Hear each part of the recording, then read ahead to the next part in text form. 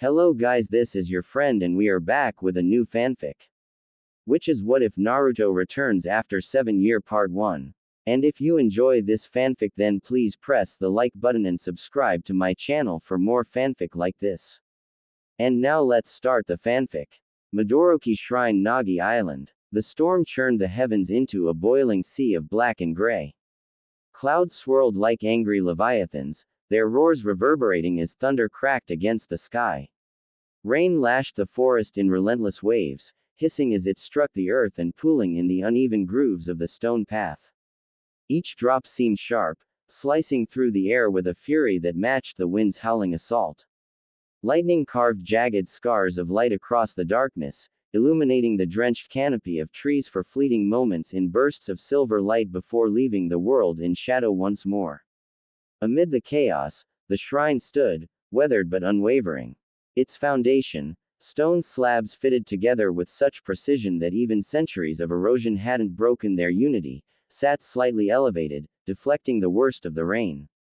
The wooden beams were dark with age, polished by time and tempests long past. Dragons adorned the structure, curling sinuously along the support posts, their carved scales gleaming faintly in the intermittent flashes of lightning. Their faces, fierce and majestic, seemed to peer out into the cutting wind as if daring it to do its worst. The roof, a layered curve of weathered tiles, creaked and groaned under the pounding rain but held firm, shedding water in streams that poured off the edges like miniature waterfalls. Beneath its sheltering eaves, the air felt charged, heavy with the raw energy of the squall. A faint smell of moss and cedar lingered, battling the sharp scent of ozone carried in from the storm.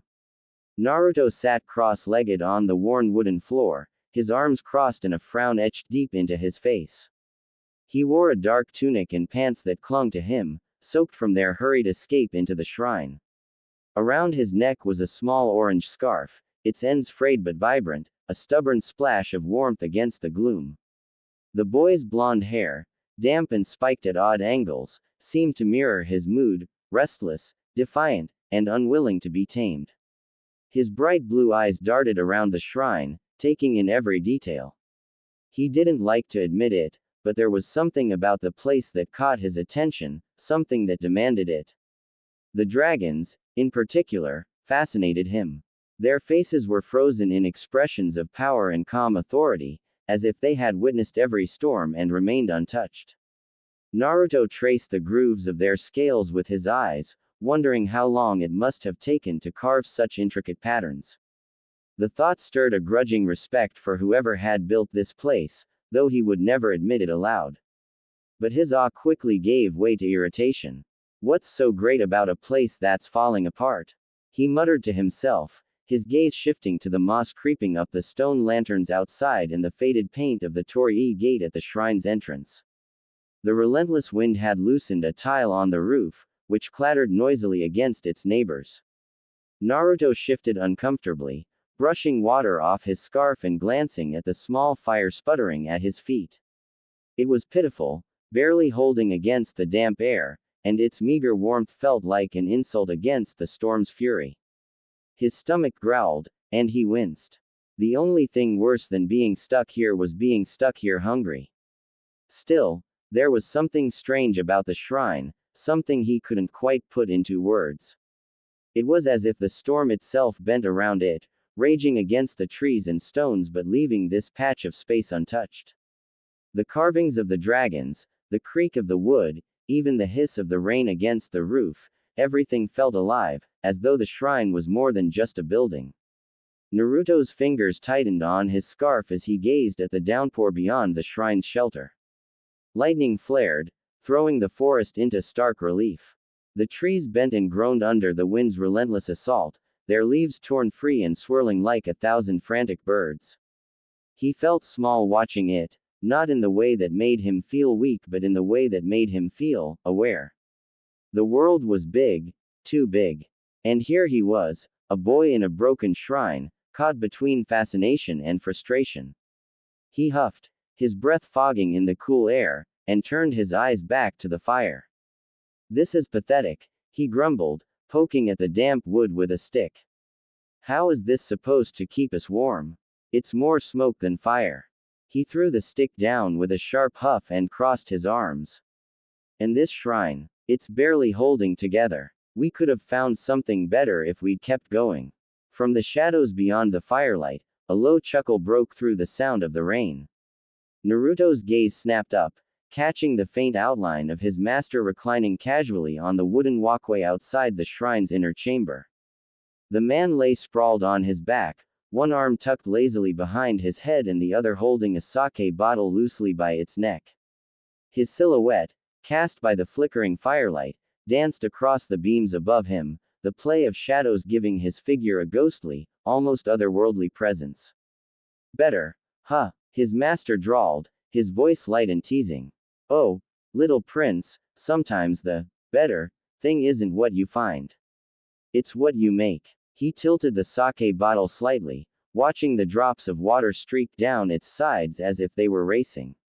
Naruto scowled at the nickname, a flicker of irritation flashing across his face. I told you to stop calling me that, he muttered, his tone half-hearted. Little prince, it wasn't the worst nickname he'd been given, but it was close. He knew exactly why his master used it, too. It was because Naruto was the last of his clan, an heir to a name that carried weight he didn't always feel like shouldering, or even fully understood. But there was always a point to his master's nicknames, no matter how much they grated on his nerves. That was the annoying part. His master ignored the protest, instead shifting slightly to prop himself up on one elbow.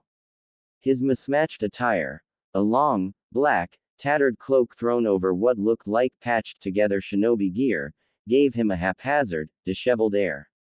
The bottle in his hand caught a glimmer of lightning from the storm outside, and for a moment, the shadows on his face deepened, making his grin look almost wolfish. You're missing the charm of this place, lightning rod, he said, his tone almost sing-song, clearly reveling in Naruto's reaction to another new nickname. Naruto groaned audibly, throwing up his hands. Now it's lightning rod. What does that even mean? His master laughed, a warm, unhurried sound that somehow carried over the wind. Ha, perhaps I may tell you, he said airily. But since you're so hung up on complaining, let me tell you a story instead. Maybe it'll warm you better than that fire you keep glaring at. Naruto rolled his eyes but didn't interrupt, settling back slightly as his master continued. This shrine, the man began, waving a hand toward the weathered wooden beams and carved dragons, is older than you, me, or anyone in that village you were born in. Long before shinobi started flinging kunai and jutsu at each other, this place stood as a sanctuary. When samurai clashed, they laid down their swords at this threshold. When villages feuded, they sent their wounded here to heal. Even the gods themselves, if you believe the old tales, found this place neutral ground. Naruto's gaze shifted to the carvings of the dragons, their intricate details thrown into sharp contrast by the firelight. He tried to imagine the kinds of people who had sat where he was now, warriors, priests, outcasts, and fugitives. It was strange, thinking about how many stories the shrine must hold, all hidden beneath its worn surface. His master's voice softened slightly, though it still carried the undercurrent of amusement. This place has seen shinobi like us, fleeing the aftermath of battle. Samurai seeking shelter from storms like this one. Refugees hiding from wars they had no part in. And even older things, little prince. Things that have no names but have passed through all the same. Naruto shivered, though he wasn't sure if it was from the storm or his master's words. He glanced toward the rain, which pounded relentlessly against the stone steps outside the shrine. Why would they come here? He asked, his voice quieter now. Because small things have a way of changing big things, his master replied, leaning his head back again. This shrine may seem like just a collection of stones and wood to you, but it's been a haven for centuries. A single neutral point in a world that can't stop fighting. Naruto frowned, his brows knitting together. That doesn't make sense. How can something so small make a difference? His master grinned, tipping the sake bottle toward Naruto as if in a mock toast. Ah, that's where you're wrong. Big storms don't start with thunder, lightning rod. They start with whispers. He gestured toward the dragons carved into the beams. Those began with a single chisel stroke. This storm, a flicker of air, a charge waiting to spark. And you, he reached out to tap Naruto lightly on the forehead, making the boy flinch and scowl. You're no different. Naruto swatted his master's hand away, his irritation barely masking the flicker of curiosity in his eye. He leaned forward, propping his chin on his knees, the stick he'd discarded earlier now idly rolling under his fingertips. The rain pounded relentlessly outside, but his master's words stuck in his head like the faint echo of the thunder above. Big storms don't start with thunder, he thought, his brow furrowing. His master had a knack for saying things that sounded profound but felt just out of reach. Naruto hated that. Not knowing the answer was like an itch he couldn't scratch. Before he could stew further, his master's voice cut through his thoughts, smooth and lilting. And as a shrine is not just a shrine, he mused, the faintest smile curling at his lips, so too is a lightning rod not just a rod. Naruto blinked and looked up, catching the faint glint of his master's profile as he tipped his head back toward the wind. The rain sparkled as lightning briefly illuminated the scene, silver droplets cascading from the eaves to pool in the cracked stones below. A lightning rod, his master continued, his tone almost reverent, is a threat. It warns all who tread near of the danger it bears.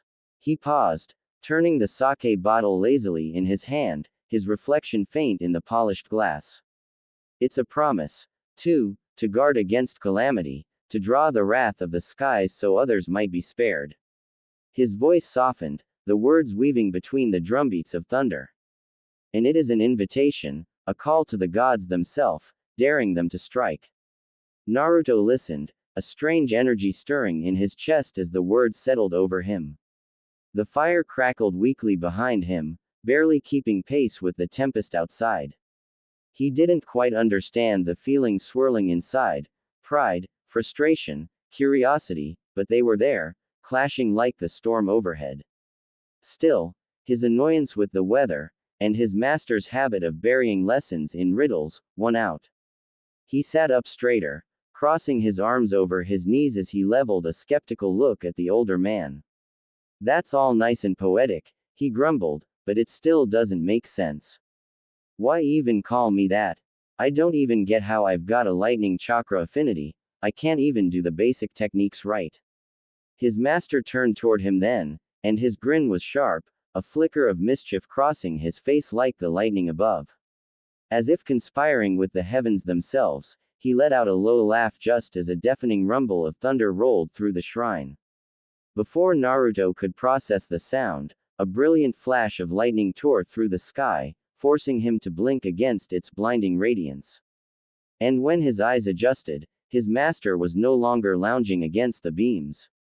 Instead, he stood tall at the edge of the walkway, his silhouette framed against the backdrop of the storm. His arms were spread wide, as if to embrace the swirling chaos around him. You still think too narrowly, little prince, he called, his voice carrying effortlessly over the cacophony of wind and rain. The black clouds seemed to swell in response, the wind howling louder and the rain hammering against the roof with renewed fury. Thunder boomed again, shaking the very foundation of the shrine. Another fork of lightning split the sky, illuminating his figure in stark relief. The rod, his master said, his voice deep and resonant now, does not merely call forth the bolt. He turned slightly, casting a glance back at Naruto, his eyes glinting with a mixture of mischief and something deeper, something that made Naruto's chest tighten. Then, with a graceful flourish, he faced the tempest once more. His black cloak billowed behind him, the weather itself seeming to answer his presence. It begets the storm. 7 years later. Hake Road High no Kuni. The road to the village hidden in the leaves wound lazily through the lush forests of the fire country, the midday sun filtering through the dense canopy above. Leaves rustled in the light breeze, and the faint hum of insects filled the air, adding a serene melody to the verdant surroundings. Naruto walked along the dirt road, his steps unhurried but deliberate, the long fringe of his sun-kissed hair swaying gently with his movement. His hair, tied loosely at the back with an ornate red string, was decorated with small glass beads, carved bone, and tiny silver bells that jingled softly with each step. He wore a dark haori splashed with faint orange spirals along the sleeves, reminiscent of the Uzumaki crest, over form-fitting shinobi gear that was practical yet elegant, evoking the image of a seasoned wanderer. Beside him walked a one-armed, white-haired teen, his demeanor subdued and reverent. The young Uzumaki's companion had striking crimson dots where his eyebrows should have been, with the pigmentation only emphasizing his solemn expression. His white hair was tied back neatly, and his plain yet sharp clothing hinted at a practical upbringing, one sleeve dancing freely below his elbow to the rhythm of his gait. Despite looking a few years his companion's senior, he carried himself with deference to Naruto, his posture slightly behind and to the side, as if he recognized his companion's authority without needing words. Naruto's cerulean eyes scanned the surrounding forest as they walked. The thick woodlands provided a natural fortress, brimming with resources that had sustained the Leaf Village for generations. The land itself seemed to exude prosperity, from the lush greenery to the fertile soil. This environment wasn't just a defense but an invaluable source of economic wealth. Merchants and nobles could visit Konoha without the hardships faced by other hidden villages, a fact that had shaped both its culture and its power. His thoughts wandered to the jagged peaks of Lightning Country, where the village hidden in the clouds perched atop impossible heights. The terrain there had dictated their militarized culture, the scarcity of resources shaping them into survivors and conquerors. He recalled the rumors that the Lightning Daimyo despised the Fire Daimyo, the jewel of Konoha's accessibility fostering a quiet resentment. It was easy to understand why. The land of fire's wealth flowed like a river to its hidden village, while other lands had to scrape by through harsher means. He drifted further still to the deserts of Kase no Kuni, so stark and barren compared to the fire country's abundance. The grand obelisk, he mused, could never have inspired the same devotion here. There was a kind of rugged endurance in the people of the desert-locked country, a trait born of their harsh surroundings. The Leaf Village, and the larger fire country itself, possesses a relative comfort that offered no such crucible, yet it had cultivated its own form of strength. Still, even here, vigilance had its place.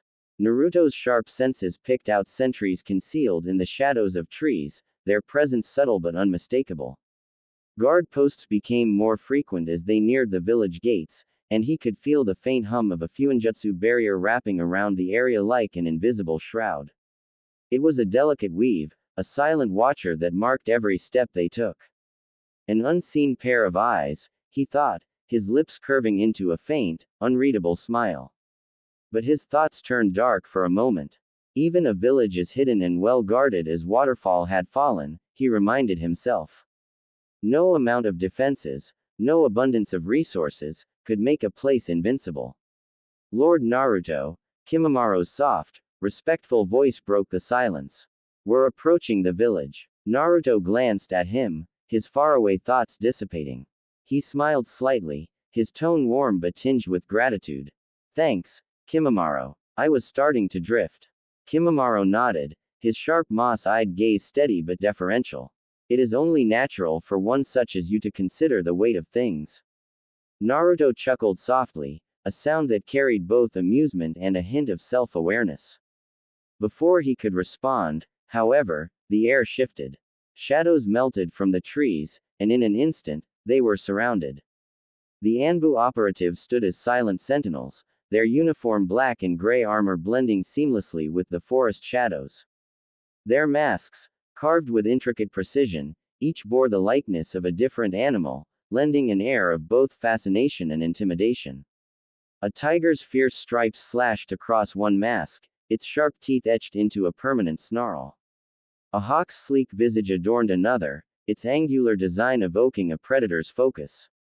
To the right, a boar's rugged features were unmistakable, its tusks exaggerated to menacing proportions. And closest to Naruto, a fox mask, its eyes narrow and calculating, seemed to watch him with unsettling intensity. The ANBU's stillness was unnerving, their presence almost blending with the natural backdrop. They were a perfect balance of man and shadow, each one a symbol of the Leaf's silent enforcers. Naruto's gaze swept over them, his expression calm but tinged with wry amusement. His voice broke the tense silence. "Well," he said, his tone steady but light. "It's nice to see the Leaf's hospitality hasn't changed." The Anbu captain, identifiable by the slight crimson insignia on his shoulder plate and the hawk mask he wore, stepped forward. His voice was deep and commanding. "Uzumaki Naruto," the captain said, "the council requests your presence." Naruto raised a brow, a faint smirk tugging at his lips. Anbu do not make requests, he thought, though he didn't voice it. Instead, he gave a faint shrug, the bells in his hair jingling softly with the motion. The streets of the Hidden Leaf buzzed with an energy that was almost overwhelming. Everywhere Naruto looked, there was motion, a market stall bursting with produce, shinobi leaping effortlessly between rooftops, children weaving through the crowd like darting fish. Civilians stepped aside for the Anbu escort, their glances betraying a mixture of curiosity and deference. Yet, the sight of the masked elite was hardly out of place. In a village where the military and civilian lives intertwined so deeply, such displays of authority were as common as the shadows cast by the watchtowers. Even the civilians, carrying tools instead of kunai, moved with a sense of purpose that betrayed their familiarity with discipline and order. Kimamaro's soft voice broke through the hum of activity. "It's too bright here," he murmured, his eyes narrowing as he took in the sunlight glinting off the wet cobblestones and the clamorous swirl of voices. "And too loud." Naruto chuckled, the sound low and knowing. "And so," he replied, his voice carrying a note of mischief, a whisper became a storm. Kimamaro's pale brow furrowed in quiet thought, but he didn't reply, instead following closely as Naruto set a measured pace toward the looming Hokage tower in the distance. A younger Anbu operative, his voice sharp with impatience, finally broke the tense silence. "Uzumaki Naruto," he said, his tone clipped, "you've delayed long enough. The council will not take kindly to this. First, you kept them waiting in the land of low tide. And now," he gestured at their unhurried progress through the crowded streets. "You test their patience even further." Naruto glanced back at him, a faint smile playing on his lips. "Ah," he said smoothly, "but that depends on what standard you measure the delay." The operative stiffened. "The standard of urgency," he replied tersely. "The council doesn't summon someone lightly." Naruto tilted his head thoughtfully. "Do they?" he mused. "I wonder what they truly know about me. Do they even know if I am not some wandering civilian? For all their supposed intelligence, I'd wager the council isn't privy to anything the Toad Sages network produces that is deemed fit for the Hokage's ears alone, of which any information of my person undoubtedly is categorized. I could very well be an untrained vagrant. Or perhaps," he paused, a glimmer of mischief in his eyes. "For all they know, I could have broken my leg along the way, delaying my return. Or I could have found a damsel in need of rescue, or even a downtrodden nation to liberate." The young Anbu bristled. "And did any of those things happen?" Naruto's grin widened, his tone teasing. "Of course not. I'm surprised the Anbu program fosters such an active imagination." Several of the other masked operatives chuckled softly, their amusement unmistakable even through their masks.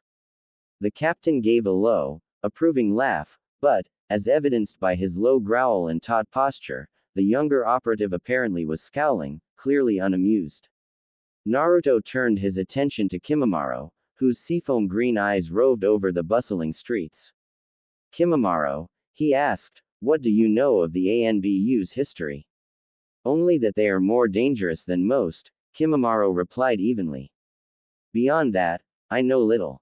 Naruto nodded, his gaze flicking briefly to the disgruntled Anbu.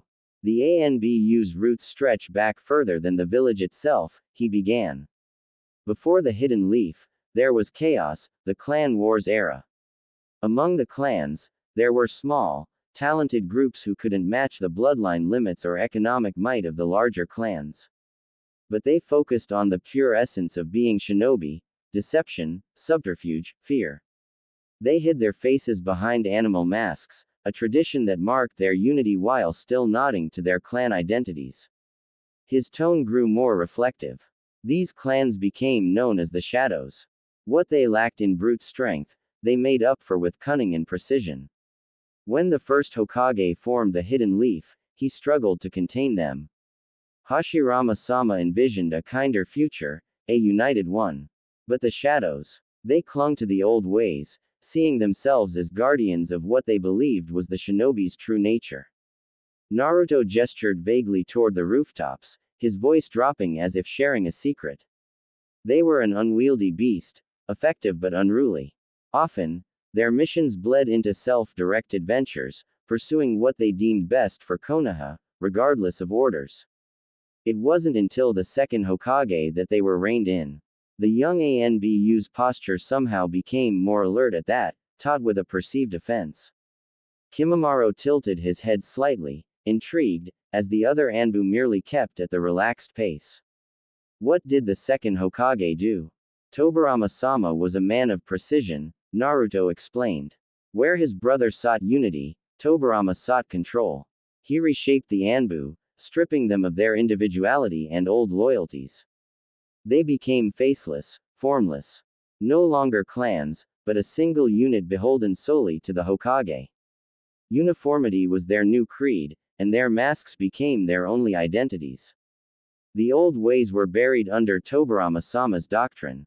Although Naruto's cadence had not yet changed, and the young Anbu's still posture had not deflated, the other Anbu started to stiffen, their shoulders raising with their animal depictions as if to raise their hackles.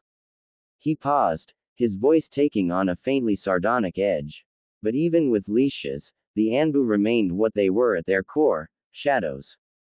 The third Hokage, though kinder than Tobirama-sama, saw no reason to change them. The leash remains, and with it, their orders are absolute. No deviation, no embellishment. Naruto's gaze shifted to the younger operative wearing the Inoshishi mask, and his tone grew briefly stern. The sudden change startled the young man, if the sudden jolt to his shoulders were to be understood. Tell me, Inoshishi-san, are you one of those beasts of old, unfettered from the law of your orders? The younger Anbu hesitated, his voice faltering. I am not. Naruto's expression softened, a glint of humor returning to his eyes. Good, he said lightly, his tone turning teasing. Because if you were, I'd have to ask you to put those fangs to use. Or at least learn to use them properly. He winked, cutting through the tension like a blade through silk. The captain let out another short laugh. A fine history lesson, he said, his tone amused. Not often taught these days. And it makes one thing clear: if the council didn't specify a time frame for your return, Uzumaki, then we've no grounds to enforce one now. Naruto's smile deepened. Exactly, he said lightly. See, even shadows can appreciate nuance. The council chambers of the Leaf Village were an architectural reflection of the village itself, a blend of old and new. The domed ceiling bore the marks of an earlier era, with wooden beams intricately carved in patterns that told the story of the village's founding. The walls were adorned with newer fixtures, chakra-powered sconces that cast an even, artificial glow across the room. The chamber's floor was tiered, designed to signify hierarchy, with the higher tiers reserved for the noble shinobi clans and the lower tiers for the civilian representatives and lesser officials. At the center stood a circular table with enough gravitas to match the weight of the decisions made there. Naruto's eyes swept the room as he entered, his gaze drifting from one occupant to the next. The full council was present, as expected. The shinobi representatives dominated the upper tiers, the Hyuga, Nara, and Kurama clans, with the empty seat of the Uchiha clan a silent reminder of its tragic absence.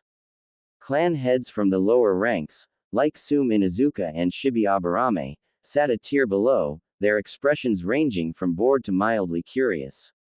The operational leaders of the village were present too: the Anbu commander, the Jonin commander, the chief physician, and others who oversaw the village's day-to-day military operations. The lowest tier held the civilian council, wine merchants, landholders, and others whose wealth afforded them influence in the village's affairs.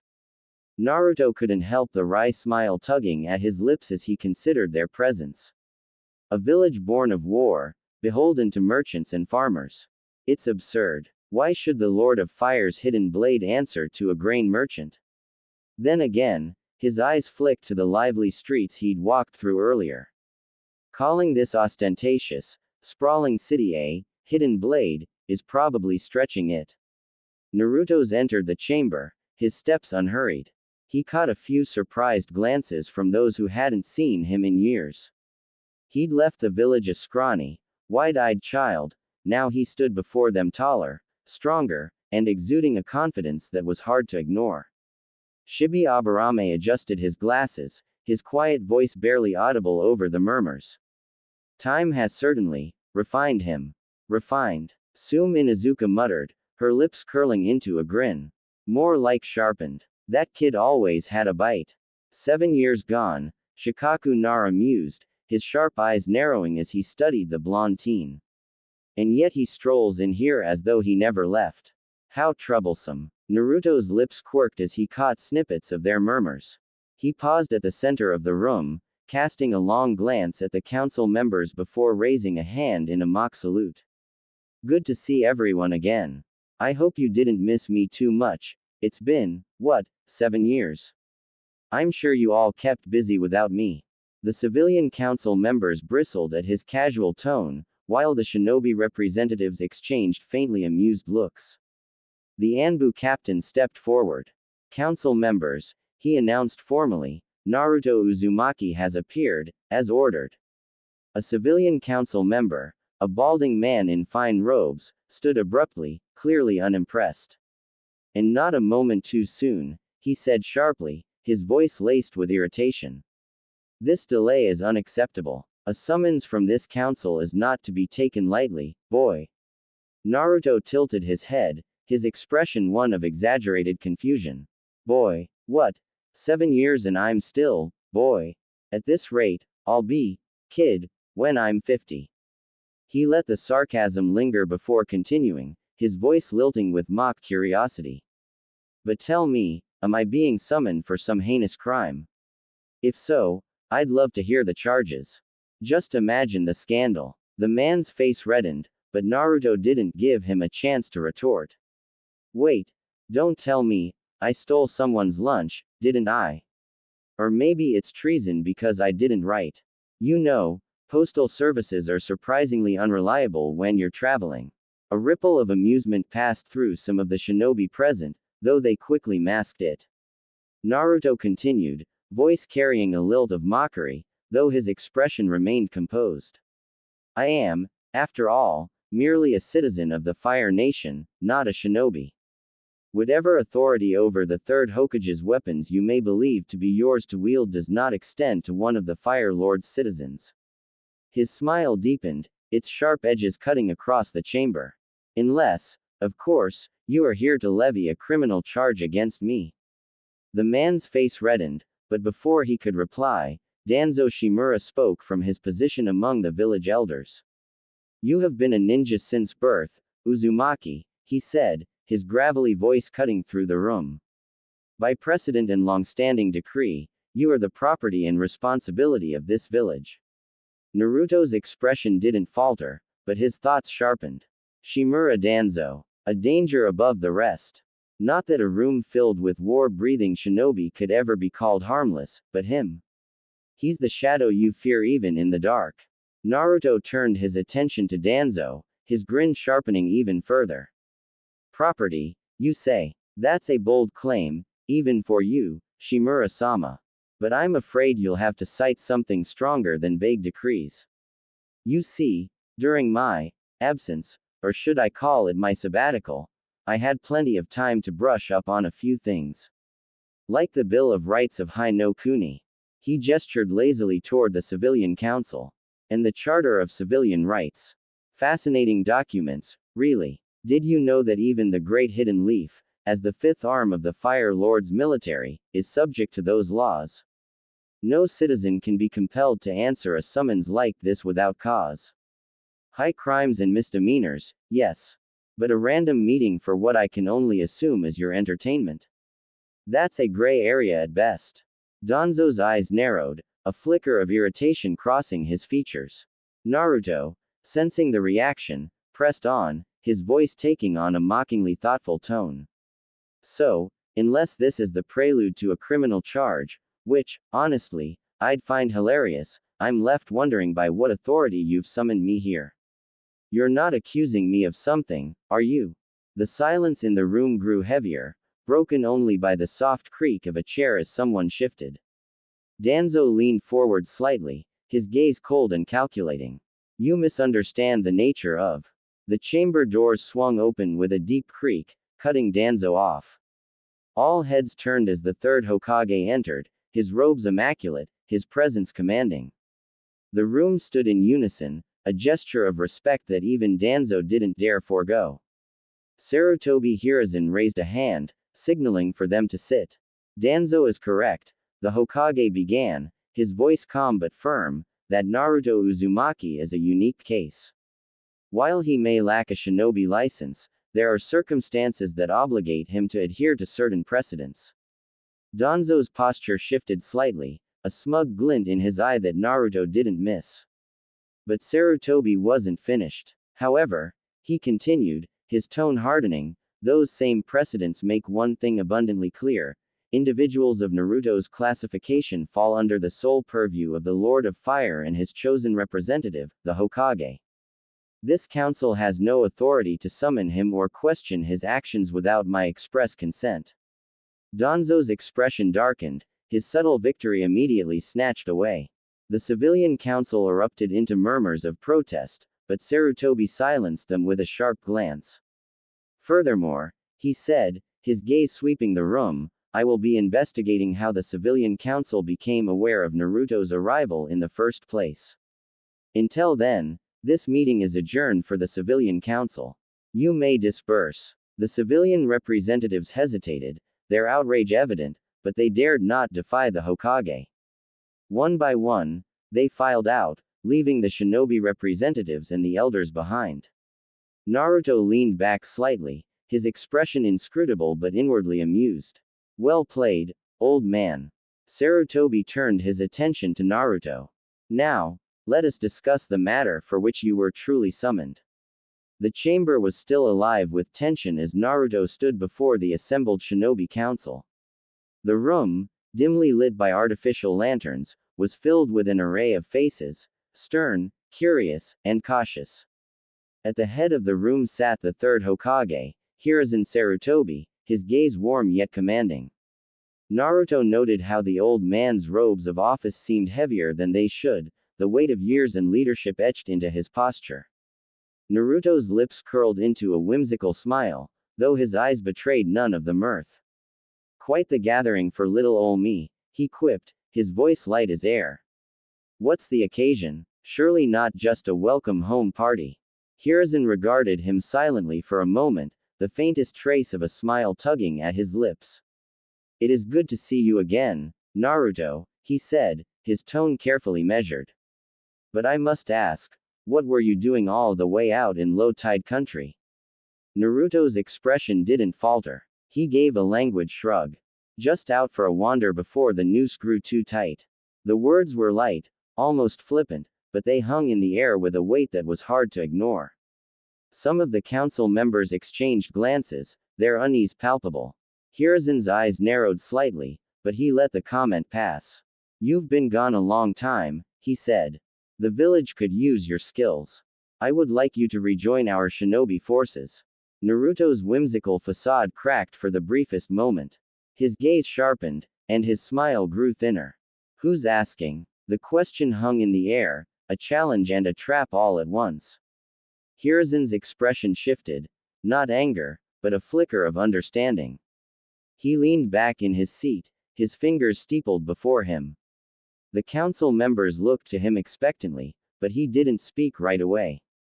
Finally, he answered, his voice steady. The Hokage is asking of you. Naruto tilted his head, his whimsical grin returning as if it had never left. Ah, I see. Well then, Hokage-sama, I'll consider it. The underlying tension in the room tightened like a drawn bowstring. Hiyashi Hyuga, his pale eyes cold and calculating, spoke up. And what of the Kagaya survivor you brought with you? Why is such an individual here? Naruto's smile didn't waver. Picked up a few strays along the way, he said smoothly. I suppose I've always had a soft spot for the lost and wayward. Hiyashi's frown deepened, but before he could press further, Shikaku Nara's voice cut through the tension, lazy but sharp. Naruto, have you even been taught to utilize chakra properly? Have you received any formal shinobi training? Hiruzen answered before Naruto could. He is Uzumaki, the Hokage said, his tone carrying the weight of certainty. His blood would demand of him that it be used. And his journey has provided him a unique education that no formal academy could match. Naruto's gaze flicked to Hiruzen, his expression unreadable. High praise. Thank you, Hokage-sama. There was a trace of sarcasm in his tone, but it was hard to tell if it was intentional. Hiruzen's gaze softened ever so slightly. Naruto, the village is not the same as it was when you left. It can't be, but it remains your home. Naruto's smile faded, replaced by a look of quiet contemplation. For a moment, the whimsical mask slipped entirely, and the weight of his years away, the betrayals and lessons learned, seemed to press upon him. Then, just as quickly, the mask was back. Home, huh, he said, his tone light again. I suppose that's something to think about. The council watched him, their expressions ranging from wary to curious. Hiruzen's gaze lingered on him, filled with a mix of hope and something unspoken. Whatever it was, Naruto didn't seem ready to acknowledge it, not yet. The streets of Konoha were alive with the hum of daily life. The air was thick with the aroma of street food and the distant clang of blacksmiths' hammers. Naruto strolled through the village, his hands tucked into his tattered cloak, the faintest smirk playing on his lips. The village he had left behind was both familiar and alien, a tapestry of old memories woven with threads of change. Children's laughter echoed down the narrow alleyways as academy students were picked up by their parents. Naruto paused to watch a small group of children in their oversized headbands, each bursting with excitement as they recounted their day. A pang of something he couldn't name tightened in his chest. He shook it off, his smirk widening as one child tripped over their own enthusiasm and landed face first in the dirt. Some things never change, Naruto muttered to himself. Beside him, Kimimaro walked silently, his pale skin and stoic demeanor drawing occasional curious glances. His crimson-lined cloak shifted slightly as he moved, the bone blade at his side a silent testament to his origins. It's a lively village, Kimimaro said, his voice low and even. Naruto glanced at him, his smirk softening. It's earned that right. Konoha has been on the winning side of history more often than not. That's how you get streets like this, happy kids, busy merchants, and a whole lot of noise. Kimimaro's gaze swept over the bustling marketplace. Victory has its price. The quiet ones in the shadows pay it. Naruto's grin turned sharper. Oh, don't worry. Konoha's got shadows deep enough for anyone who's paid that price. They walked on, the streets growing narrower and more labyrinthine as they ventured deeper into the village. Vendors hawked their wares with practiced enthusiasm, their voices blending into a chaotic symphony. Naruto's sharp eyes picked out the exotic goods on display, spices from Suna, intricate textiles from Tetsu no Kuni, and even a gleaming set of kunai engraved with symbols he recognized as originating from the distant land of sky. Konoha has always had a taste for the foreign, Naruto said, gesturing to a stall selling lacquered masks from the land of demons. Brings a little bit of the big world to our cozy corner. Kimimaro inclined his head. And yet, the world remains distant. This village feels insular. Naruto's smirk faltered for a moment before returning. You're not wrong. Konoha's good at putting on a show, but it's still a fortress at heart. Keeps the bad guys out and the good little shinobi in. As they passed through a quieter street, a sudden commotion drew their attention. A runaway cart barreled down the slope, its wooden wheels rattling violently as it careened toward a young boy chasing after a ball. The boy's mother screamed, her voice cutting through the noise like a knife.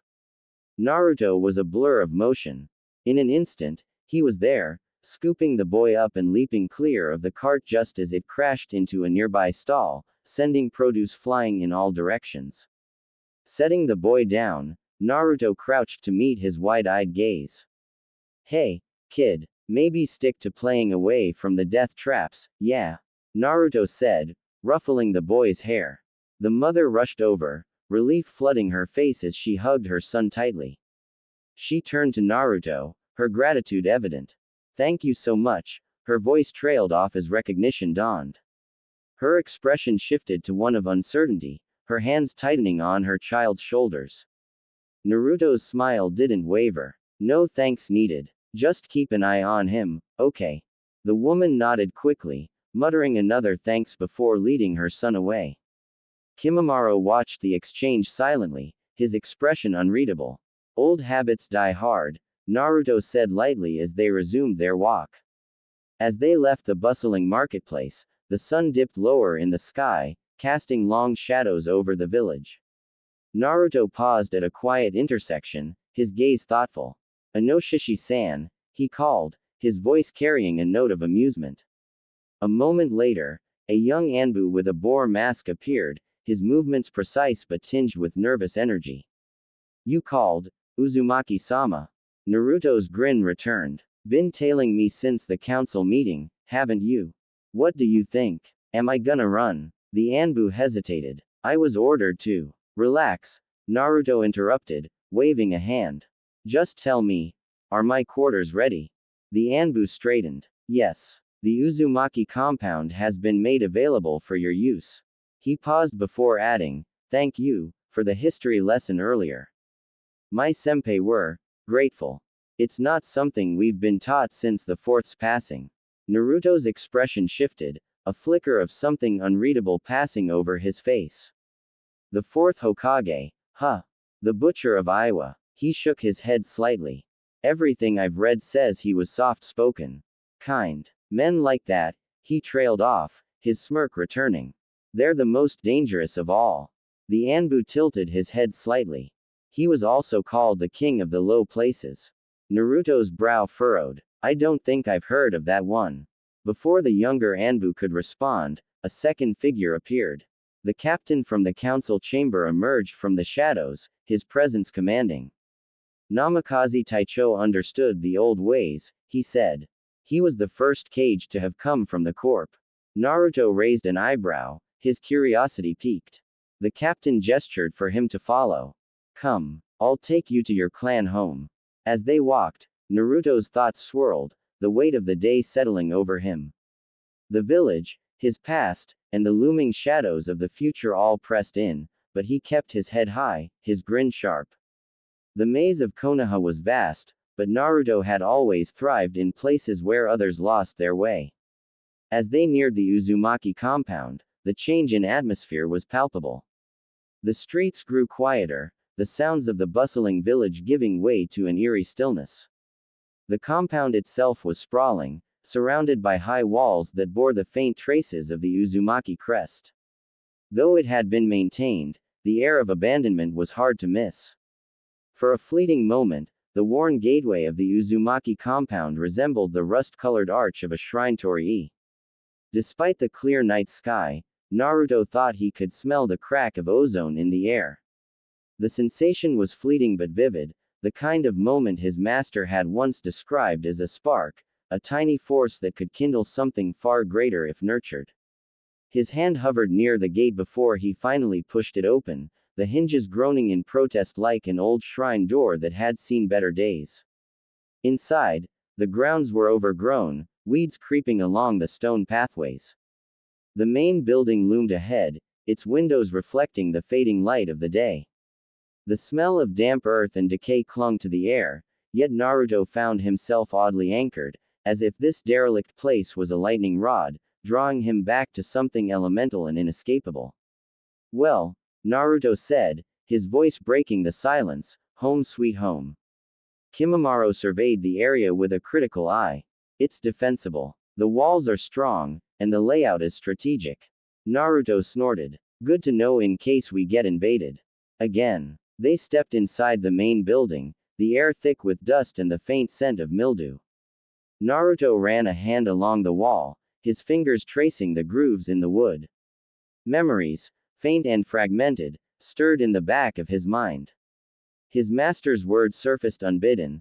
The small things beget the great. A single groove in the wood guides the storm's force, a lone rod grounds the lightning. He pulled his hand back as if the wall had shocked him. You lived here? Kimimaro asked. For a little while, Naruto replied. Before everything went to hell. He turned to the Anbu captain, who had followed them inside. What's the story with this place? Why keep it standing if nobody's using it? The captain hesitated before answering. It was considered a matter of respect. The Uzumaki were instrumental in Konoha's founding. Destroying their legacy would have been dishonorable. Naruto raised an eyebrow. Respect? Huh, funny way of showing it, leaving it to rot. The captain inclined his head. The council thought it best to preserve it as it was. A monument to the past. Naruto shook his head, a bitter laugh escaping him. Monuments don't mean much to the dead. He turned away, his gaze falling on a faded tapestry hanging on the wall. The Uzumaki spiral was prominently displayed, surrounded by intricate patterns. He reached out, his fingers brushing against the fabric. For a moment, the spiral seemed to move, like ripples spreading from a single drop in still water. A thread linking him to a history he barely knew, and yet, it felt as though a storm could be born from its quiet center. Kimimaro broke the silence. You intend to stay here? For now, Naruto said, letting his hand drop. Might as well make use of it. No sense letting all this space go to waste. Unknown. The room was chaos masquerading as opulence. Once, it must have been breathtaking, a masterpiece of craftsmanship and wealth. Shattered vases lay among scattered piles of silk cushions, their embroidered gold patterns rendered meaningless by claw-like rips. The remains of a lacquered table slumped against the wall, its intricate inlay of precious stones reduced to scattered fragments. Priceless tapestries hung in tatters, swaying faintly in a draft that carried the acrid scent of candle wax and blood. Hundreds of candles were strewn across the room, some knocked over and dripping wax onto the ruined floor, their flickering flames casting restless shadows. In the center of it all, a lone figure lounged on a throne-like chair, a relic untouched amidst the destruction. The man was draped in shadows that danced across his form, but one detail refused to be obscured: his crimson hair, glowing like embers against the gloom. His houri matched, its vivid color irradiated in the dim light, so stark it seemed to bleed into the air around him. One arm rested on the throne's armrest, while the other held something aloft, a severed head. He twirled it absently, his amber eyes half-lidded, as though lost in thought. The headband of hidden waterfall still clung to the forehead of the lifeless face, its metal surface smeared with dried blood. The silence was broken by the sudden appearance of a kneeling figure, who materialized as if conjured by the shadows themselves. The man knelt low, his forehead nearly touching the floor, his loose kimono parting to reveal a tapestry of tattoos that seemed alive under the candlelight. Oni masks leered from his shoulders, a dragon coiled down one arm, its eyes glinting with unholy light, while a nine-tailed fox curled menacingly across his chest. The figures shifted with each subtle movement, as though straining against the confines of his skin. His clenched fist rested against the ground, the kanji for one inked starkly on the back of his hand. He remained silent, waiting. The man on the throne finally lowered the severed head, tilting it as if considering its expression. Then, with a lazy wave of his hand, he signaled for his servant to speak. My lord, the kneeling figure began, his voice measured and reverent. Reports from the elemental nations are as follows: the samurai armies of the Land of Iron march on the borders of the Land of Hot Water. Territorial disputes continue between the Wind and Earth daimyo, escalating near the neutral zones. The land of snow has officially declared the tyrant Dodo Kazuhana as its daimyo. And the newly formed Kurigakure continues its aggressive political agenda to claim the sea routes near the land of waves. The crimson-haired man remained silent, his expression unreadable, as though the world's conflicts were no more than distant whispers. The kneeling man hesitated for a moment before continuing. There is one more matter. Orochimaru of the White Snake has approached us, requesting an alliance. A flicker of amusement crossed the man's lips. It was gone as quickly as it appeared. He twisted his body, draping himself languidly across the throne's armrests. With an almost careless flick of his wrist, he tossed the severed head toward the kneeling man, the macabre object rolling to a stop before him. The servant raised his head slightly, his lavender hair catching the candlelight, his amber eyes lifting deferentially. The necklace of a circle containing an upside-down triangle dangled from his neck, glinting faintly.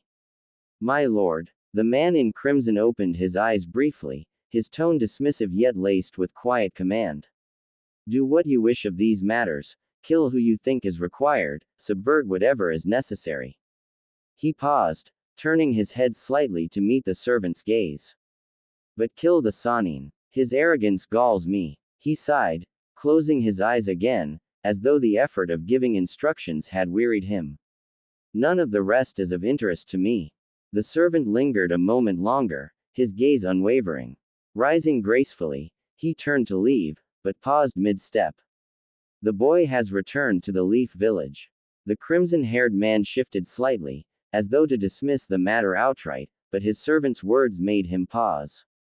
His voice dropped to a grim monotone. He interests me even less. That black-cloaked bastard made sure of that. With that, the crimson-haired man reclined further into the throne, his focus drifting away, leaving only the oppressive silence of the ruined room to swallow the faint flicker of the candles. End of chapter 1. There it is. Very excited about this. I would appreciate any feedback or criticism, especially a comment with any theories people might have. I have always appreciated in the great author Neon Zenjutsu's works that they include a section at the end of their chapters teasing future scenes, and have included a similar style teaser below. Naruto stood in the center of the Shinobi Council chamber, his wrists bound in chakra-suppressing cuffs that glinted dully under the cold light of the room. His hair, no longer neatly kept, cascaded in wild spikes, framing a face hardened by defiance. Though bound, his presence loomed large, his piercing gaze locking with the assembled elders. At the head of the room, Tsunade Senju stood tall in her Hokage robes, the iconic hat perched on her head. Her expression was a mix of exasperation and concern, lines of fatigue etched into her features. Danzo, seated with an air of cold detachment, watched Naruto with the calculating gaze of a predator. Then I will go myself, Naruto declared, his voice sharp enough to cut through the murmurs that rippled through the council. Several members exchanged uneasy glances. Danzo's single visible eye narrowed. Foolishness, he muttered under his breath, but his words carried weight in the tense atmosphere. Tsunade slammed her hand down on the table, the sound reverberating like a gavel. Damn it, Naruto, what you're asking for is impossible. The room fell into a stifling silence. The weight of her words hung heavy in the air, pressing down on everyone present. Even the most hardened shinobi shifted uncomfortably in their seats. Naruto lowered his head, his hair obscuring his eyes as a low, unsettling laugh escaped him. It was a sound that sent a chill through the chamber. Slowly, he raised his head, and his fiery blue eyes met Tsunade's. I didn't think you would be so foolish, Senju-sama, he said, his voice soft yet laced with an edge that made even seasoned council members falter. Danzo stiffened, his face betraying a rare flicker of alarm. What did you do, Tsunade? He demanded, his tone accusatory but tinged with genuine concern. Naruto stepped forward, the chains on his cuffs clinking faintly. To challenge the impossible of an Uzumaki, he continued, his voice gaining strength. The room seemed to hold its breath, an unfamiliar tension crackling in the air. Then, like a storm breaking, a thick, jagged bolt of black energy descended upon Naruto, as if the heavens themselves had been called to bear witness. The council chamber shook with the force, the air heavy with the scent of ozone and power. When the light faded, Naruto had disappeared, his cuffs shattered on the floor and his defiance unmistakable. The council could only sit in the still silence that had been left in wake of the bolt, held captive by the storm that had erupted before them. Then, all at once, instincts were roped around their hesitation and strangled the last vestiges of awe, and the shinobi jolted into action. Find Naruto Uzumaki at once and bring him back. Tsunade ordered to the surrounding shinobi. If he gets away, he will single-handedly invite the fourth shinobi war to Konoha's door. The stark white trees of the massive forest stretched endlessly in every direction, their bleached trunks glowing faintly under the dim light filtering through the canopy. Naruto crouched on a thick branch high above the ground, every muscle taut and trembling with exhaustion. His breath was shallow and controlled, but each inhale burned in his chest. The stillness around him was oppressive, the silence broken only by the distant rustle of leaves, a sound he couldn't tell was natural or engineered by his master. He clenched his fists. 4 hours, he thought bitterly, scanning the labyrinth of ghostly trees. The exercise had begun innocently enough, or so he'd believed. They'd been sparring, his punches clumsy and ineffective against his master's relentless critiques. Then, with a sudden kick that had sent Naruto hurtling across the clearing, his master had snarled, "You don't even know how to throw a punch, boy. We're playing hide and seek." Naruto had instantly known he was in for it. His master wasn't just skilled, he was impossibly devious. And now, after stepping on dozens of explosive seals, getting doused in honey bombs, narrowly dodging swinging logs, and almost falling prey to paralysis matrices and pit traps, Naruto felt like he'd been run ragged. But worse than the exhaustion was the creeping dread that had slithered into his chest an hour ago. It gripped him now, icy fingers tightening around his heart. He couldn't explain it, he wasn't in danger of dying. His master might be brutal, but Naruto trusted him not to kill him outright. And yet, what if these traps aren't his? The thought struck him like a kunai to the gut. He tried to shake it off, but his mind spiraled. How could he have set up so many in such a short time? What if someone else got here first? What if someone's incapacitated him or killed him? His breath hitched, his heart pounding so loudly it drowned out his thoughts. What if he's already dead? The dread surged, his lungs heaving in shallow bursts, his vision swimming. Then, through the noise of his racing mind, a single thought cut through like a blade: him. Caught in someone else's trap. That'll be the day. Naruto forced himself to stillness. His hands, trembling moments before, slapped the sides of his thighs, and he plastered on a grin. Okay, he muttered to himself. Get it together. You're Uzumaki Naruto. You don't lose at stupid games. His eyes scanned his surroundings. That was when he spotted it, a faint glint on a branch a few meters away. Ink. Just barely visible against the stark white bark.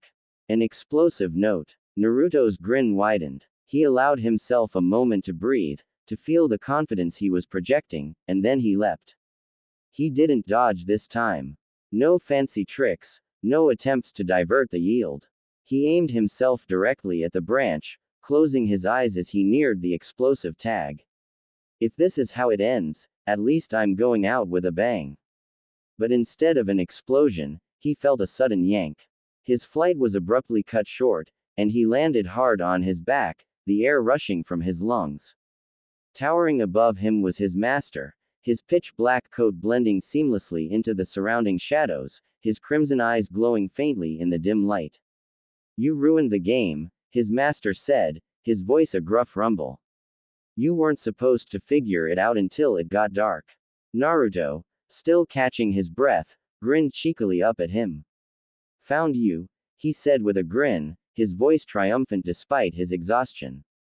For a moment, his master just stared at him, his stern expression unwavering. Then, unexpectedly, he laughed, a low, soft chuckle that sent a shiver through Naruto. It appears that you did, noisy shadow, he said, his tone strangely warm. Naruto beamed up at him, the lingering dread in his chest dissolving into nothingness. Naruto groaned, brushing himself off as he sat up. His master stood over him, a faint grin tugging at the corner of his lips. Well, his master asked, his voice calm yet expectant. How did you figure it out? Naruto blinked, then shrugged nonchalantly. Figure it out? Was there a point to all this? I just figured if I got knocked unconscious, even you couldn't make me keep running around this stupid forest. The grin on his master's face twitched wider for a moment before fading into his usual calm expression. Jumping right at the danger to solve the problem rarely works as well as it may have today, he said quietly. Naruto felt a pang of unease at the sudden shift in his master's tone. Before he could reply, the atmosphere darkened. His master's presence changed, becoming colder, heavier, oppressive. And you didn't even learn the lesson. His black eyes seemed to consume the light, their emptiness an abyss that threatened to swallow Naruto whole. The feeling that had gripped Naruto during the exercise rushed back with a vengeance, clawing at his chest. His breathing hitched. He swallowed hard and managed to stammer, "So, that was you, this whole time." As suddenly as it came, the oppressive aura vanished, replaced by his master's widening grin. "Oh, child," he said, his tone lilting and whimsical. "You flatter me. Were I truly in hiding, you wouldn't have even seen that explosive tag." Naruto's shoulders sagged with relief, though he was still wary. His master's moods were as unpredictable as the traps littering the forest. His master crouched down, his black coat folding around him like shadows pooling on the ground. His voice grew softer, taking on the rhythm of a storyteller. "A shadow is not quiet, nor unmoving," he began. "A shadow is unassuming. To silently stalk someone, you cannot cast too large a presence, they would notice you at a glance. Yet you cannot force too small a whisper, for even the dullest mind senses the unnatural." Naruto furrowed his brow, trying to keep up with the riddle. "No, a shadow is a reassuring tree, swaying slightly in the wind," his master continued. "A shadow is a falling leaf, its movements seemingly erratic but always purposeful. When you master your presence, you can wander unaided, invisible." Naruto stared at him, the words stirring something deep inside him. "And when you master that?" His master's black eyes locked onto Naruto's, and for a brief moment, the oppressive dread returned, a wave of cold washing over him. "Your will may take the form of any weapon you deem necessary." The words hung in the air, heavy and foreboding. Naruto felt his heart pounding, his body tense yet still. He wanted to laugh, to brush off the intensity, but something about the way his master said it made him stay silent. His master straightened, his grin back in place. "For now, noisy shadow," he said, his tone light again, "I suggest you take that wisdom and find your footing before the next game begins." Naruto gulped and nodded, already dreading what the next game might entail. Present time. Root base number 5. Konohagakure. The room was steeped in darkness, lit only by a dim lantern hung from the low ceiling. The glow caught on the edges of a bloodied blade lying between the kneeling operative and his master, Shimura Danzo. The blade was impossibly straight and cold, its crimson-streaked steel reflecting the faint flicker of light. Danzo's one visible eye bore into the masked figure kneeling before him, who continued his report with the measured cadence of a soldier. "It has been a week since the snake Sanin was last sighted following the attack," the operative stated, his voice calm but tinged with the gravity of his words. "The methods of communication with Orochimaru normally at our disposal remain incooperative. Efforts to re-establish contact have yielded nothing." Danzo remained silent, his fingers tapping against the arm of his chair. His gaze briefly flickered to the bloody blade on the floor before he gave his next order. "Send more troops," he commanded, his voice like the grind of steel. "Focus on his known laboratories. If the snake is dead, plunder everything of value, records, samples, experiments. No detail is too small." As the words left his mouth, a dozen of the silent, Masked figures behind the reporting operative melted into the shadows, disappearing to execute his will. The room fell quiet once more, save for the faint hiss of the lantern's flame. Danzo leaned back, his eye narrowing in thought. It's as if he was swallowed whole, he muttered to himself, the weight of the blade seeming to bear down on the room. Orochimaru was cunning, too cunning to have been caught unawares. The devastation reported from his last known fortress surpassed even the madness of the snake. Brutality without cause, precision without purpose. It wasn't just Orochimaru's death, it was the deliberate annihilation of everything connected to him. Danzo's thoughts turned. Could it have been one of the Fire Lord's samurai generals? He dismissed the notion almost as quickly as it had come.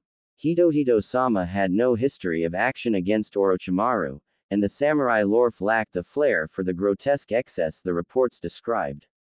Another village, perhaps, but none had both the opportunity nor the inclination. The salamander loyalists in AIM were too scattered and ragtag, and no other village had the resources or motive for such a calculated strike. His eye narrowed further, the shadow across his face deepening. A thought crossed his mind, too dark to ignore. Could it be one of the Tenno? He murmured. His hand gripped the armrest of his chair tightly before he shook his head slightly. If it were one of them, their reach would have been unmistakable. Yet the possibility lingered. Snapping himself from his reverie, Danzo turned his attention back to the operative. The Jinchuriki, he said abruptly. What of him? The masked figure straightened. He has kept mostly to the outskirts of Training Ground 42, training with his Kagaya companion. In the marketplace, he has been observed haggling with foreign merchants. His only consistent points of contact in the village are a ramen stall in the northwestern district and Kenzo Hamura, the staff chunin assigned to guard the Hokage's secretary. Danzo raised a brow. Kenzo Hamura. The operative nodded. It appears they share a passion for ramen. They bonded over a consumption competition. Danzo scoffed, the sound sharp and dismissive. Fools find their kin in fools. He waved a hand. The boy presents no reason to deviate from our current plans. His gaze flicked to the bloodied Kusanagi blade lying between them, a relic of Orochimaru's legacy now sullied with mystery. Danzo's mind turned back to the larger picture, calculating his next steps.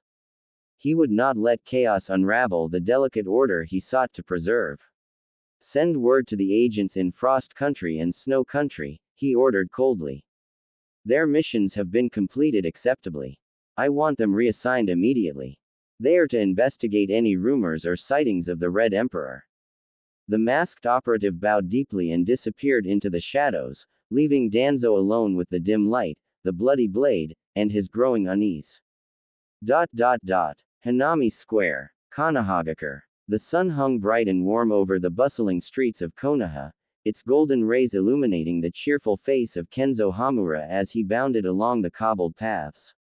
He was a young man of wiry build, his leaf headband tilted slightly on his messy brown hair, and a slice of toast clamped between his teeth as he hurried through the village. Despite his obvious rush, there was a buoyancy to his steps that spoke of his good mood. He waved to a shopkeeper setting out goods and even saluted a passing patrol of chunin, his words muffled around his breakfast. Morning, Kenzo-kun, called an elderly granny perched outside her home, a polished red apple in hand. Kenzo skidded to a halt, reluctantly pulling the toast from his mouth. Good morning, Granny Tsubaki. She extended the apple to him. Here, take this. You're looking a bit skinny, gotta keep your strength up. He laughed, scratching the back of his head. Thank you, but I'm already running late. Maybe tomorrow. Before she could insist, he bowed slightly and darted off again, toast in hand. Not 5 steps later, the florist's daughter, Harumi, caught his eye as she arranged bouquets outside the family shop. She leaned on the flower cart with a knowing grin. Hey, Kenzo, what's the gossip from the tower today? Kenzo held up a hand in mock defeat as he jogged backward. Sorry, Harumi, no time. Late. She huffed but smiled, shaking her head as he disappeared into the crowd.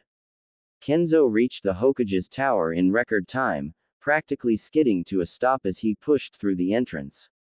Inside, the hustle and bustle of the administrative hub greeted him, and he waved energetically to every familiar face he saw. Morning, Akio-san. Hey, Kenzo. Late again. Ah, you know me. Busy, busy. Reaching the secretary's desk, Kenzo straightened his uniform and plastered on his brightest grin. The secretary, an older woman with steel gray hair tied in a neat bun, glanced up from her paperwork. Her stern expression softened slightly at the sight of him. Morning, Hamura, she said, her tone crisp but not unkind. Did you pick up the daily packet from the records office? Kenzo froze, his grin faltering. The packet? She raised an eyebrow. Oh, about that, he said, scratching his head nervously. I thought it'd be better organized if I gave them a few extra minutes. Be right back. Before she could respond, Kenzo was already backing out of the room, giving a hasty wave before disappearing down the hall. The secretary chuckled softly, shaking her head as she turned to the other Chunin guard stationed nearby, a burly man named Daiki. That boy, Daiki said, smirking. He's a total goof. The secretary smiled faintly. I think he's sweet. Apparently, he made a new friend last week during lunch. Ever since, he's been helping me finish my work early so he can get an extra hour to challenge his friend. Daiki raised an eyebrow. So that's why we've been getting off an hour early. I thought the Hokage was feeling generous. Nonsense, the secretary said with a wave of her hand. If the administrative bureau had more work for us, we'd be here through the night. It's just been quiet the last few days. Before Daiki could respond, Kenzo burst back into the room, his arms laden with a bulging packet of documents. Village executive correspondence, zoning requests, bank notes confirming payments, public and foreign requests, shinobi stipend increases, everything that required the designation of the Hokage's secretary for the day was shuffled into one looming stack.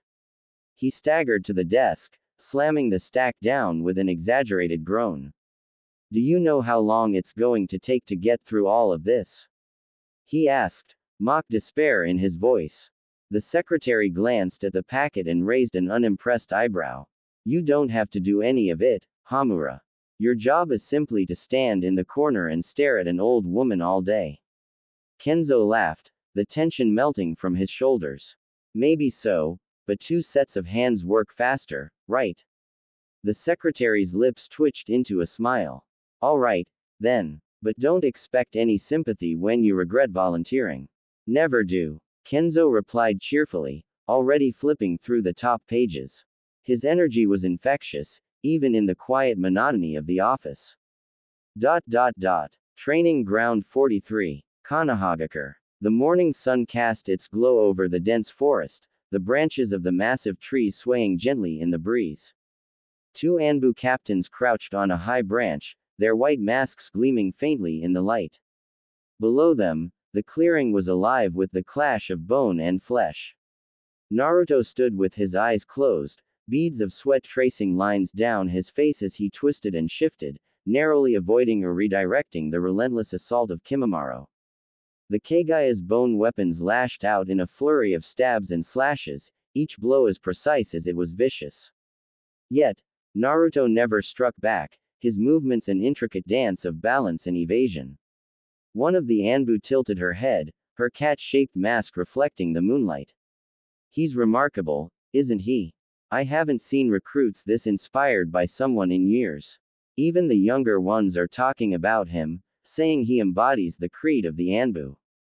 The other captain, whose mask bore the shape of a bird, snorted softly. It's strange how inspiration comes. Though I doubt they'd feel the same if they knew he wasn't one of us. Still, Kat continued, he's got something. The kind of fire that gets under your skin. Even old Inu-senpai would probably be impressed. Bird chuckled. You think so? He's busy with his own brats now, isn't he? True, Kat conceded. Thought he might be glad to know the Hokage handed his team a C-rank mission to Wave Country, but that ended up being a day before the boy arrived here, so his vacation may end up working against him. They both fell silent for a moment, watching as Naruto fluidly dodged another slash and used his forearm to redirect a bone blade away from his torso. Any updates on his training? Bird asked. Cat shifted slightly, folding her arms. He hasn't been doing much of anything unusual. Wakes up early, comes here to spar with Kimimaro until the evening, then goes to that ramen stand in the northwestern district. Spends hours there eating noodles with that chunin, Hamura. It's almost disturbing how much they both consume. Bird's head tilted in amusement. What's he been working on? Mostly taijutsu and ninjutsu, Cat replied. Though, I have to admit, some of the exercises I've seen should be adopted by the Corps. Really? Cat nodded. The kid put level 7 resistance seals on before this sparring session. Bird let out a low whistle. Impressive. Cat was quiet for a beat, her mask angled downward toward the clearing. But there's something off about him. Oh. Bird's tone carried mild curiosity. He seems to struggle with interacting with the villagers, Cat said. Doesn't talk to anyone but Hamura. No contact with other shinobi. And the third is getting nervous. Naruto's been delaying their scheduled discussion for days now. Nervous? Bird echoed, turning to face his comrade fully. Cat hesitated, then sighed. Our standing orders are to watch and report if there's any indication of escalation. But there's been nothing. The kid sticks to a strict routine: spar, eat, sleep. Bird nodded slowly, his gaze fixed on Naruto below. And yet something feels off, Cat admitted, her voice lower. It's like he's waiting for something. Or hiding something. Before he could continue, a third Anbu landed silently on the branch behind them. His mask, shaped like a hawk, glinted sharply in the moonlight, commanding immediate attention. Do not deviate from the strict law of your orders, Hawk said coldly, his voice like a blade through the still air. The two captains stiffened and nodded in unison. Cat hesitated for a moment before lowering her head. Understood, sir. Hawk's gaze lingered on Naruto below, his tone firm. We were not tasked with questioning the boy's behavior. We observe. Nothing more. Yes, sir. Bird and Cat replied in unison, though an undercurrent of unease lingered in their silence as they turned their attention back to the clearing. Below, Naruto spun away from another strike, his movements growing sharper despite the fatigue etched on his face. The sound of bone clashing against redirected strikes filled the air, a testament to his resolve. Hokage Tower. Konohagakure. The soft glow of the crystal ball illuminated the Hokage's office, casting flickering shadows over the aged wood and rows of bookshelves. Hiruzen Sarutobi leaned forward, his weathered hands resting on his desk, his sharp eyes fixed on the orb. Within its surface, the image of Naruto Uzumaki sparring with Kimimaro came to life, the boy twisting and contorting to avoid bone blades with his eyes tightly shut. Hiruzen's lips curled in a small, proud smile, though his brow furrowed with the weight of hidden sadness. The boy's resilience and ingenuity were undeniable, yet the Hokage couldn't shake the pangs of guilt that surfaced whenever he watched. His breath hitched when Kimimaro appeared to impale Naruto with a bone spear, but he exhaled with relief when the boy's body shimmered and was replaced by a log, revealing a perfectly timed Kawarimi. You could summon him, you know, came a calm, gruff voice from the shadows near the window. Hiruzen didn't look away from the crystal ball. Summon him for what? He asked, his voice measured. To talk, the voice replied, closer now. Hiruzen sighed, his gaze lingering on Naruto, who had managed to sidestep Kimimaro's latest strike. The boy already bears so many weights. Pressures have a way of extinguishing the will of fire before it has a chance to burn brightly. A figure stepped forward into the light of the office. Broad-shouldered and clad in the standard shinobi uniform, the man crossed his arms. His face was partially obscured in shadow, though his beard caught a glint of the crystal's glow. Hiruzen continued, his tone quiet but resolute. Naruto is not just an ordinary boy. He has obligations as a son of the Uzumaki clan, though few acknowledge it. He lives under the ever-looming presence of Danzo, whose ambitions have never strayed far from him. There are those who hate him for his heritage, who see him as a symbol of something they cannot forgive. And then, the Hokage's voice trailed off, his words heavy with unspoken meaning. After a moment, Hiruzen drew in a slow breath. He carries a burden no child should bear. I won't push him. Not now. The boy is clever, strong. He will tear down mountains and split seas in time. But for now, I will let him find his own way. The man by the window let out a low hum, a hint of skepticism in his tone. Are you sure this isn't just your weak heart talking? Hiruzen chuckled dryly, rubbing his temple. Perhaps it is. I am old, after all.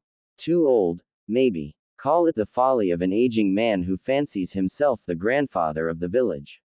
He leaned back in his chair, his smile softening. Is it so wrong to want to welcome home one of my grandchildren? The other man snorted, stepping fully into the light. It was Asuma Sarutobi, his sharp features bearing a mix of amusement and affection. Well, as someone who actually is your child, I can say with authority that your old heart is definitely soft. Hiruzen scoffed, feigning outrage. You should watch that tobacco habit of yours before you cast aspersions on anyone else's health. Asuma's expression deadpanned, and he pointed at the Hokage's hand. Says the man who is literally packing his pipe as we speak. Hiruzen glanced down at his hands, which had indeed been preparing his pipe with practiced ease. He chuckled, setting the pipe aside with a resigned shake of his head. Touché, my boy, touché. Asuma smirked, leaning against the edge of the desk. So, what are you going to do about the kid? Hiruzen's gaze returned to the crystal ball. For now, nothing. I'll watch. And when the time is right, I'll be here for him. That is what a Hokage does, isn't it? Later that evening, Hokage Tower. The Hokage's tower was quiet as the late evening set in, the usual hustle of the day replaced with the steady hum of work being finished. Kenzo Hamura sat at his desk, papers spread around him like the battlefield of a diligent soldier. Across the room, the Hokage's secretary, Miss Hanaka, worked through her own stack of documents with practiced efficiency. Her glasses rested low on her nose, and her lips pressed into a determined line. A soft knock on the door interrupted the stillness. An Anbu operative entered, masked and silent as ever. Without a word, they handed a sealed packet to Miss Hanaka. The Hokage has gone home for the night, the Anbu said, their tone clipped. Chunin patrols are now stationed in the tower. Security is fully covered. With that, the Anbu disappeared as quickly as they had come. Miss Hanaka stretched, the pops of her joints echoing lightly in the room. Well, Kenzo, she said, glancing at him over her glasses, you're officially off duty. You don't have to stay any longer, Chunin patrols have got the security detail handled. Hamura looked up from his work, his pen pausing mid-scratch. And leave you here to finish all this by yourself. He gestured to the mountain of paperwork. That doesn't sit right with me. She waved him off with a knowing smile. I've been doing this job long before you were assigned here, and I'll be doing it long after you're gone. Go on, get out of here. Go to that ramen stand of yours and meet your friend. I'm sure you've earned a little fun. Hamura leaned back in his chair, feigning deep contemplation. No, I don't think so. His grin was quick and genuine as he leaned forward again. How could I enjoy the night knowing you're stuck here under this mountain? I'll stick around and help. Miss Hanaka rolled her eyes, but the warmth in her expression softened the gesture. Suit yourself, stubborn boy.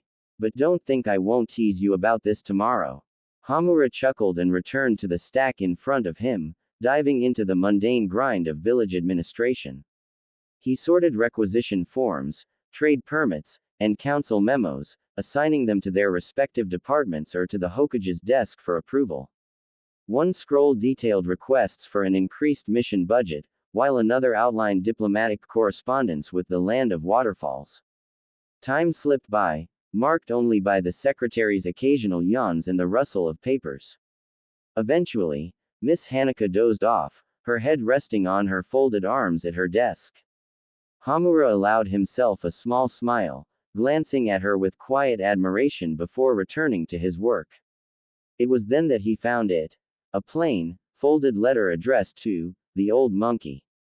He raised an eyebrow. Creative, he muttered, unfolding the letter. Inside was a rambling poem, with lines reading: "When the old monkey climbs too high, his grip begins to fail. Best to sit beneath the tree, and let others tell the tale." Hamura tilted his head, bemused. What in the world? But as he examined the page, he noticed faint indentations on the paper. His brow furrowed, and he brushed his fingers lightly over the surface. Channeling a thin layer of water over his fingertip, he swiped it across the page. The water highlighted faint kanji. Nay, root. Hamura's grin sharpened, his cheerful demeanor slipping for a moment. Old men and their codes, he murmured, shaking his head. He began tracing patterns over the page, searching for the hidden message. After several failed attempts, inspiration struck when his gaze fell on the spiral of the Leaf Village symbol on his headband. He traced the writing on the page in a spiral, and letters began to align, forming two words: White Snake and 10, no. Hamura's grin widened, breaking into something almost feral. "Found you," he whispered, his voice low and triumphant. Pulling out a blank scroll, he laid it over the letter and channeled a sharp burst of chakra, transferring the message into the scroll for safekeeping. Sliding the original letter back into its folder, he carefully placed it in the stack marked for the Hokage. Resuming his usual cheerful demeanor, he approached the sleeping secretary and gently shook her shoulder. "Miss Hanaka," he said softly, "you should head home. We'll tackle the rest of this tomorrow morning." She blinked awake, rubbing her eyes. "You're too kind, Kenzo." "All right, I'll leave it in your hands." He helped her gather her things, walking her to the tower's exit before returning briefly to lock up.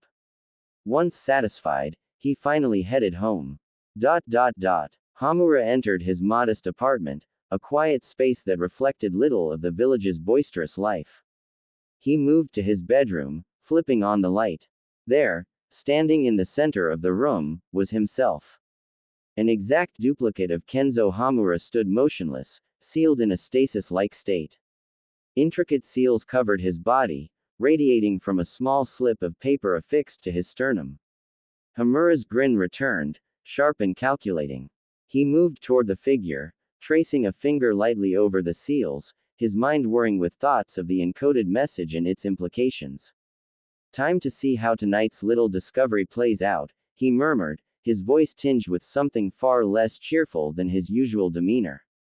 Then, his form shimmered. Smoke enveloped him in an instant, dissipating to reveal Naruto Uzumaki standing in the same spot, his trademark grin firmly in place. He tugged on his overcoat and dusted off his pants, as if shedding the guise of Kenzo Hamura was just another part of his day. "I guess it's time to meet with the Hokage," he said, his tone light but carrying an undercurrent of resolve.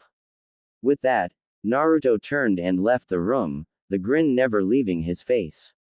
The air was crisp and heavy with the scent of salt, the cries of seabirds echoing faintly over the rugged cliffs of Tetsu no Kuni's northernmost point.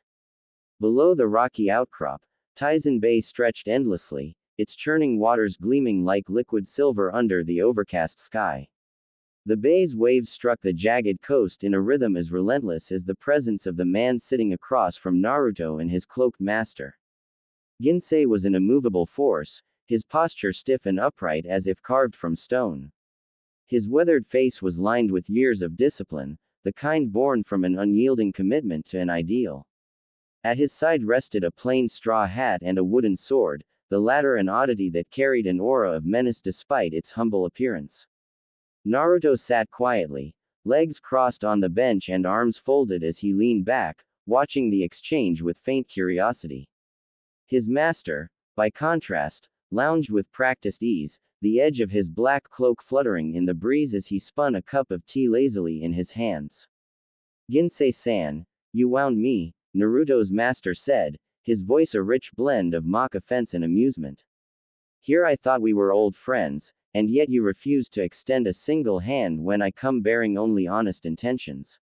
"Honest intentions?" Ginsei's voice was a deep monotone, his eyes unwavering as they bore into the man opposite him. Do not insult me, Kyoru. I have known you long enough to recognize your honesty as a veneer for whatever scheme you are currently spinning. Kyoru's grin widened, his teeth flashing in the dim light. Scheme is such an ugly word.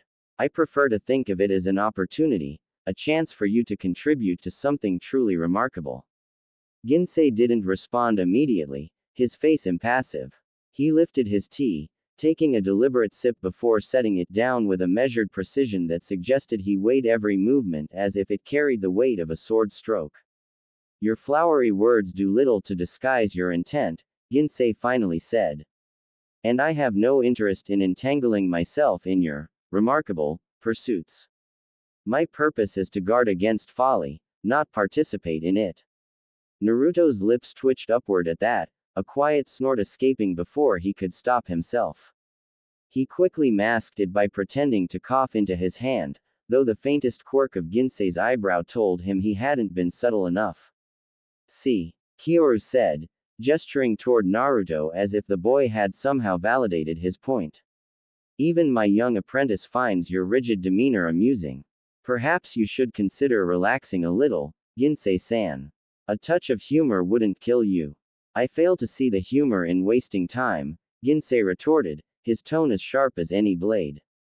And your apprentice would do well to learn patience instead of mirroring your flippancy. Naruto bristled slightly but held his tongue, though his master caught the shift in his demeanor and gave him a sidelong glance, the faintest nod of approval. Patience, my dear Ginsei, is a luxury afforded to those with time to squander, Kyoru said, setting his cup down with a theatrical sigh. But let us not waste any more of yours. I'll speak plainly. The boy is special. He has the potential to shape the world in ways you and I cannot even fathom. And for that, I need your help. Ginsei's gaze flicked briefly to Naruto, as cold and assessing as the icy winds blowing in from the bay. Naruto straightened instinctively under the scrutiny, his resolve hardening. He is untempered steel, Ginsei said at last, looking back at Kyoru. And steel bends or shatters depending on the hand that shapes it. You would ask me to contribute my craft, yet you remain the one holding the hammer. Why should I trust you? Kyoru leaned forward, his playful air dropping slightly as he met Ginsei's gaze. Because I am not the only one holding the hammer. The boy is shaping himself with every step he takes. I am simply ensuring he has the tools to strike true. The tension between the two men was palpable, a silent battle of wills that hung heavy in the air. Naruto shifted uncomfortably, his fingers tapping lightly against the table as he resisted the urge to speak. His master sipped his tea without concern, his eyes glinting with that peculiar mix of amusement and calculation Naruto had come to associate with trouble. The rhythmic tapping of Naruto's fingers against the rough wood of the table broke the silence that had settled after Ginsei's curt words. I know what you're asking, Kyoru, Ginsei said, his tone sharper now, his eyes narrowing slightly. You wrap your requests in fine metaphors, but I see the forge you're leading me to. I will not grant you the favor. Ginsei stood, his movements crisp and deliberate, as though the weight of his decision had already been made before the conversation began. If that is all, I will take my leave.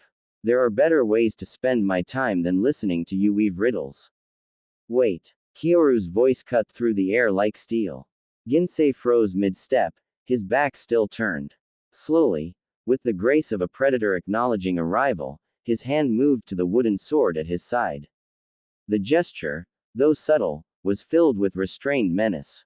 When he turned, the cold edge of his gaze swept the table, and Naruto felt a sudden chill prickle the back of his neck. It was the same feeling he got when Shisho was teaching him about presence, that inexplicable weight in the air that made it hard to breathe. He couldn't help but shift uncomfortably, his fingers halting their tapping. His master, unfazed, offered Naruto a conspiratorial wink. Ginsei-san, before you walk away, let me ask, have you been encountering any troublesome events of late? Ginsei's brow furrowed, though he made no reply. I've heard whispers, his master continued, the voice carrying the lightness of idle gossip but the edge of a blade, about a certain bandit clan. Seems they've declared war on the Steel Saint. A grumble escaped Ginsei's lips, low and rumbling like distant thunder.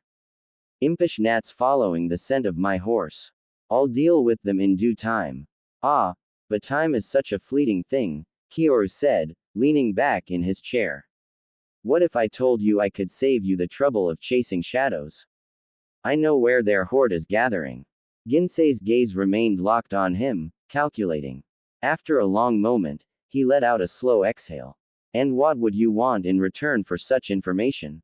Kyoru smiled, the kind of smile that made Naruto simultaneously admire and fear his master's craftiness. Only that you grant the favor I asked for earlier. There was a tense pause before Ginsei, begrudgingly, gave a sharp nod. Speak. Naruto's master gestured lazily toward the white-capped waves of Taizen Bay. Out there. Ginsei blinked, his brows knitting together in confusion. What nonsense is this? Someone, Kyoru said, twirling his teacup for emphasis, sent them a letter. Said they were staying at this very inn. The letter may or may not have included a string of childish insults about their families. I imagine their boat is the one anchored just beyond the rocks there. Ginsei's expression darkened. You meddling fool, he growled, his hand tightening around the wooden sword. Naruto watched with wide eyes as Ginsei's frustration reached a boiling point. In a single fluid motion, he drew the wooden blade and took a step forward. Is he really going to hit you with that? Naruto muttered, glancing nervously at his master. But Ginsei did not strike. Instead, he shifted into a perfect stance, gripping the wooden sword with both hands. With an elegance that belied its simplicity, he brought the blade down in a single, immaculate slash. The world seemed to pause. Naruto blinked, his heart pounding as a stillness blanketed the air. And then, like the finger of a god splitting the heavens, the very fabric of reality seemed to rupture. A crack tore through the air, invisible yet undeniable, as if the world itself had been sundered by Ginsei's strike. The earth at the edge of the rocky beach parted violently, a jagged scar cutting through stone and sand alike. The sea beyond the bay groaned as the force ripped through it, the ocean floor revealed in its wake like a wound torn open.